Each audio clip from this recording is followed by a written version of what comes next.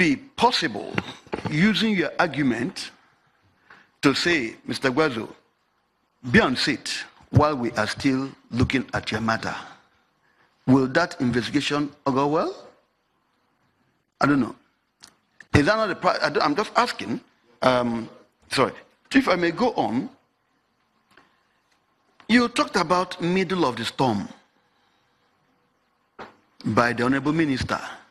Can you elaborate to us so we can understand and appreciate where is the storm coming from? Northeast wind or southeast wind, or where, and where did she, or how did she come to be at the middle of the storm?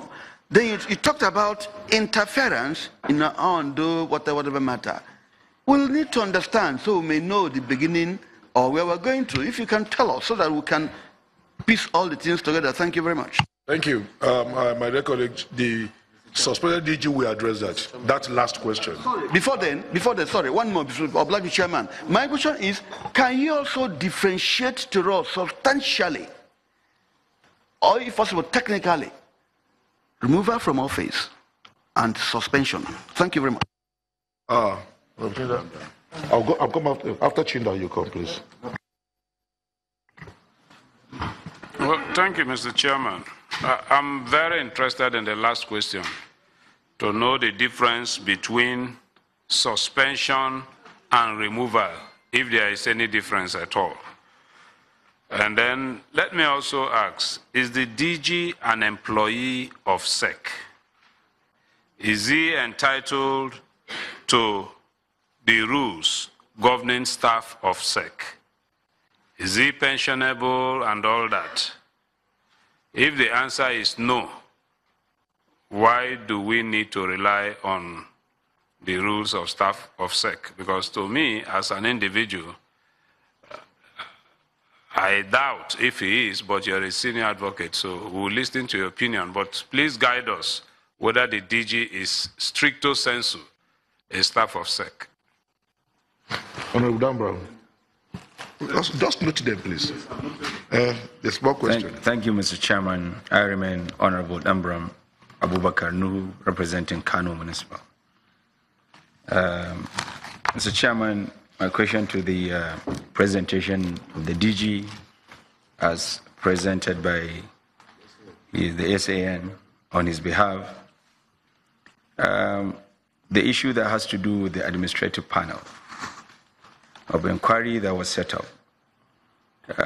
You said the administrative panel setup was set up by the minister, and that the minister put its own staff, perhaps maybe to oversee the panel.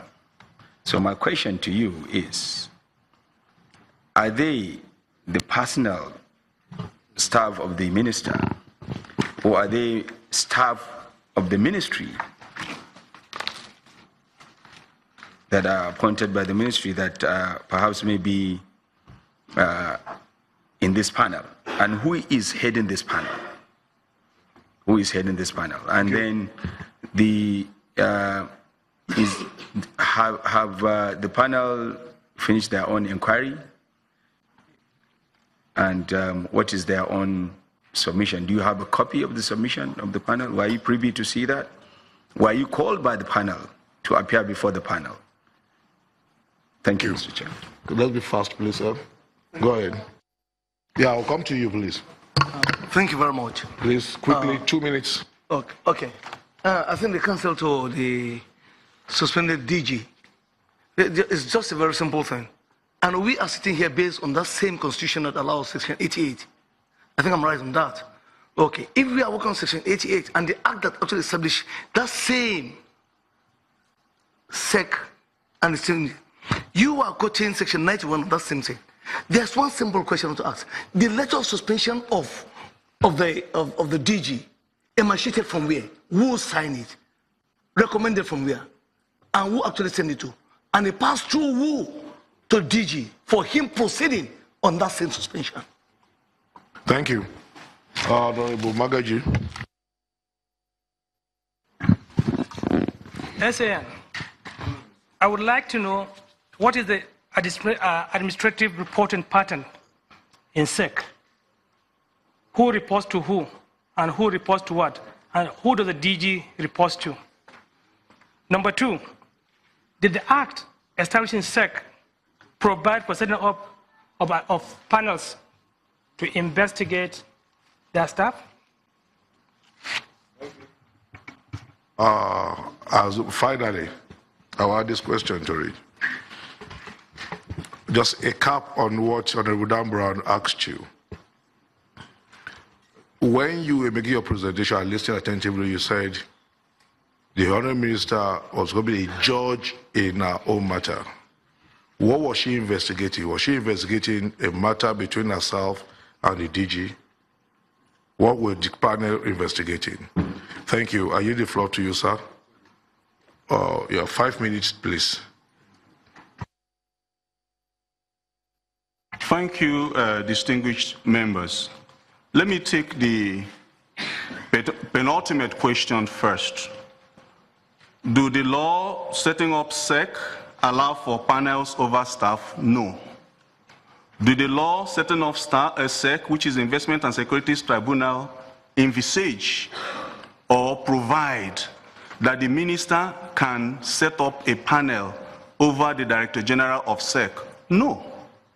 And insofar as that law, which his letter of appointment says is the governing law, did not provide for that, the law is that anything done inconsistent with that law ought to be void and ought not to allow to stand. And the law is also that if it is done by a public official, the law says it is now a breach of those powers. Then taking the administrative reporting